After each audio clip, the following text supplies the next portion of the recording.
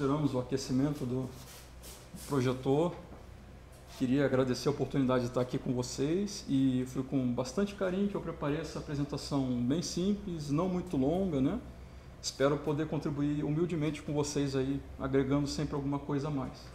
E eu gostaria de pedir à espiritualidade amiga que esteja conosco para que nós possamos criar agora uma psicosfera positiva, serenar nossos corações para começar a sintonizar com a apresentação.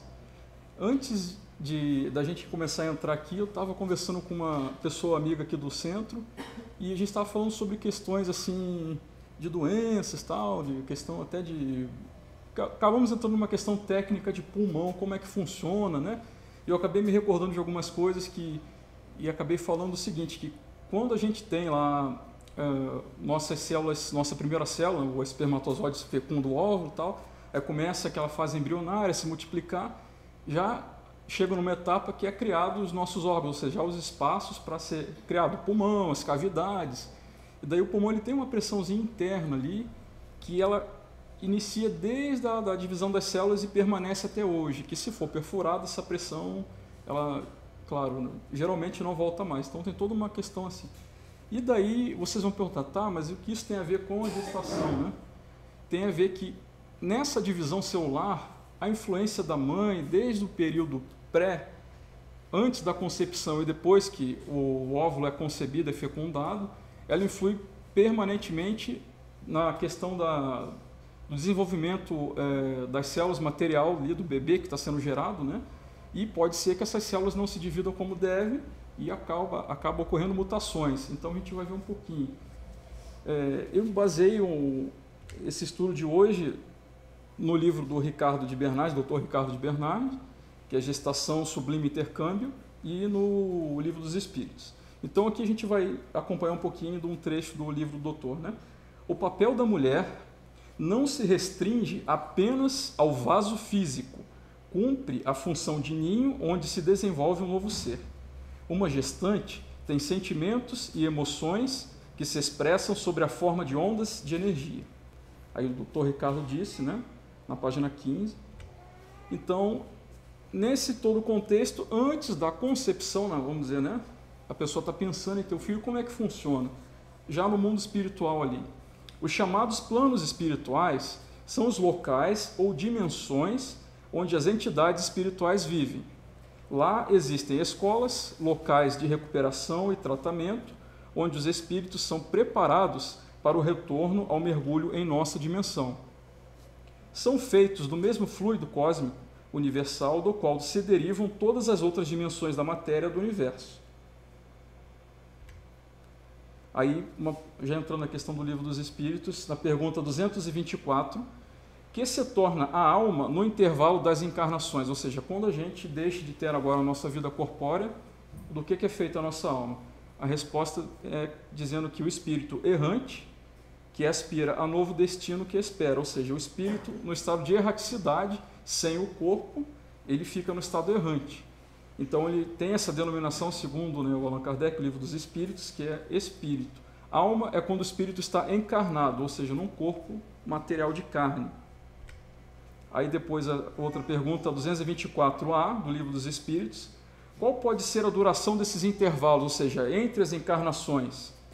Desde algumas horas até alguns milhares de séculos. Aliás, não há propriamente falando um limite extremo estabelecido para o estado errante, que pode prolongar-se por muito tempo, mas que nunca é perpétuo. Cedo ou tarde, o espírito encontra sempre a oportunidade de recomeçar uma existência que sirva à purificação das suas existências anteriores, que é o nosso fim colimado, né? Sempre como se nós estivéssemos nos depurando para galgar os degraus da evolução e chegar, né, mais próximo de Deus, que é o fim que todos nós queremos traçar.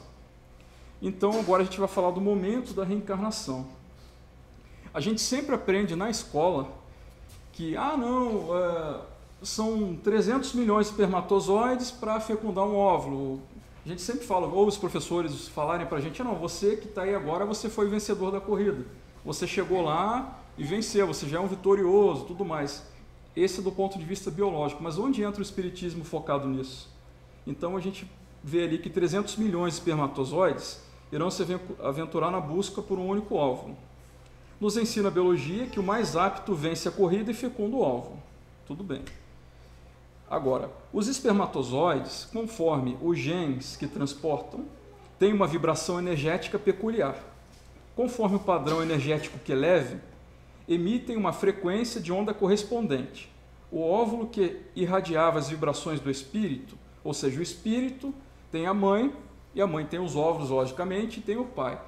Daí o espírito, que será o filho da mãe, já por um planejamento divino, ele já está previamente ligado àquele óvulo e irradia essas vibrações. O espírito irradia as vibrações para o óvulo, que consequentemente também irradia as vibrações dele, ao qual seu fluido vital estava preso, passa a atrair por sintonia de onda aquele espermatozoide que contém os genes que ele necessita, ou seja, que ele merece.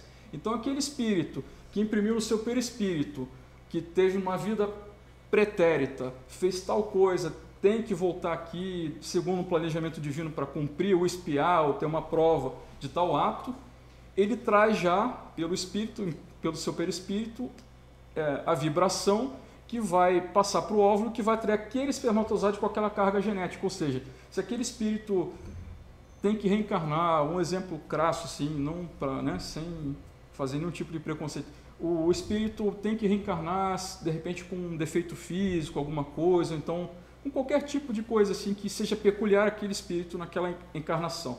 Ele vai sintonizar as vibrações dele com aquele espermatozoide que vai fecundar o óvulo, ou seja, que contém os genes que ele necessita, ou seja, que ele merece, né? É por merecimento. Então, continuando, conforme o karma da entidade espiritual, ou seja, do espírito reencarnante, expresso pelas suas matizes perispirituais e refletidas no óvulo, são atraídos os genes que afinizam com a mensagem cifrada, ou seja, codificada, transmitida inconscientemente pelas unidades energéticas do perispírito. Inconscientemente, eis o espírito reencarnante que semeou livremente nas vidas passadas, gravou os registros desta semeadura no seu perispírito, agora impregna o óvulo materno pelas vibrações do seu merecimento e recebe no espermatozoide a colheita obrigatória, segundo o Dr. Ricardo de Bernardo. E, bom, o que eu tinha para dizer para você foi bem rapidinho, foi uma leve introdução, porque esse assunto é bem complexo. E queria agradecer por estar aqui com vocês, né, compartilhando esse pouquinho de conhecimento. E era isso. Obrigado.